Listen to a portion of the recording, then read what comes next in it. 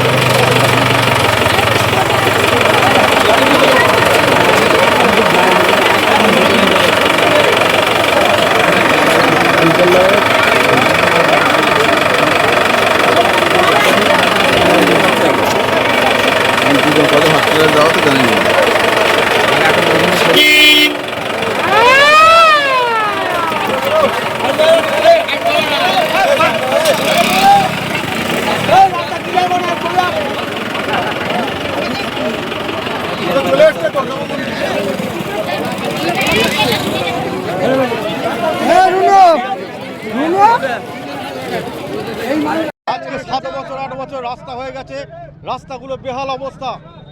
এই রাস্তার জন্য আরো এই দুর্ঘটনা। এখানে আহত বেশ কিছু জন হয়েছে, 2 জন ডেথ হয়েছে। এটা হচ্ছে আদমবাঁধ ভালিয়ার মাঝখানে, আদমবাঁধ বা ভালিয়ার মাঝখানে।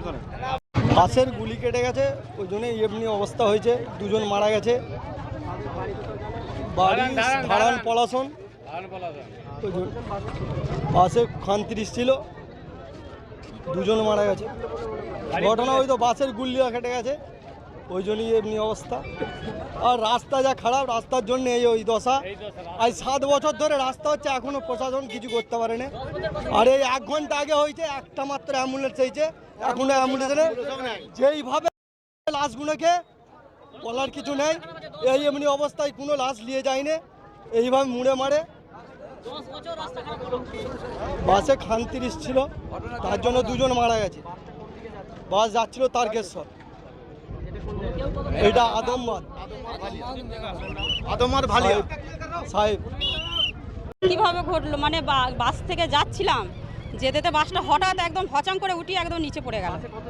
কতজন ছিল ঠিক বলতে পারবো না, তবে সমস্ত সিটগুলো ভর্তি ছিল। আহত হয়েছে প্রায় অনেকেই আহত হয়েছে, কিন্তু 2 জন ডেড হয়ে গেছে। আপনি কোথায় যাচ্ছিলেন? আমি যাচ্ছিলাম গঙ্গায় চান করতে। কোন দিকে বাসটা যাচ্ছিল? বাসটা যাচ্ছিল আরামবাগ দিকে। আরামবাগ মানে এই মুতোডাঙ্গায়। কি জন্য ঘটেছে বলে মনে করছেন?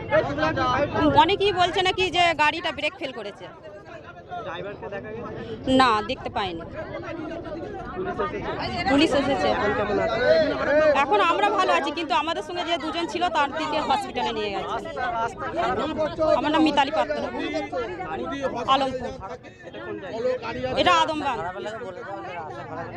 এটা অ্যাক্সিডেন্ট হয়েছে, দুর্ঘটনা হয়েছে। আমাদের আদমবাঁধের ছেলেরা পুরোপুরি বিশাল সহযোগিতা করেছে। এদের সহযোগিতাতেই আজকে মানুষগুলো উদ্ধার হয়েছে। আর 2টো মারা গেছে, ওটাও তারাই হেল্প করেছে প্রচুর। আদমবাঁধের ছেলেদের অবদান বিশাল আছে। বাসটা হচ্ছে তারকেশ্বরের দিকে যাচ্ছিল। বাসে কতদিন ছিল আমরা ওইটা জানি না, কিন্তু এইটুকুন আমরা যেটুকুন আমরা এসে জানতে পেরেছি, কিন্তু আমাদের আদমবাদের ছেলেরা প্রচুর হেল্প করেছে। আমাদের যে পার্টির সেসব ছেলেরা এসে তারাও এসে হেল্প করেছে। কতজন ছিল? 50-60 জন ছিল। আর হয়েছে মোটামুটি 15-20 জন হয়েছে। হ্যাঁ, 2 জন মারা গেছে। আমার নাম রুনু মালিক। ঘটনাটা ঘটলো, গাড়িটা বর্ধমান থেকে তারকেশ্বর যাচ্ছিল, তা গাড়িটা ভর্তি প্যাসেঞ্জারও ছিল। আদমবাদ ঢোকার কিছুটা আগেতেই গাড়িটা মেন পাতি কেটে যায় রাস্তার ডান সাইডে ড্রেনে পড়ে যায়। হ্যাঁ, আহত হয়েছে অন্তত 30-40 জন, 2 জন স্পট ডেট হয়ে গেছে। আমি বাড়িতেই ছিলাম, আমার বাড়িটা থেকে বেশি দূর নয়, একটুখানি তফাৎ। আমি সাইকেল নিয়ে খবর পেয়ে ছুটে এলাম, এসে দেখছি একটা শাবল পেয়ে গেলাম। শাবলটা হাতে করলি ঢুকলো বাসটার ভেতরে। যে মানুষগুলো আহত হয়ে গেছে তাকে ধরে আগে বার করলাম, সিট পিটগুলো জলে ফেলে দিয়ে।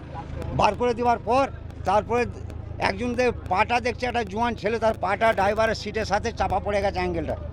তা সেই অ্যাঙ্গেলটা শাবল দিয়ে তার দিয়ে ধরে আস্তে আস্তে পাটা ধরে টেনে বার করলো।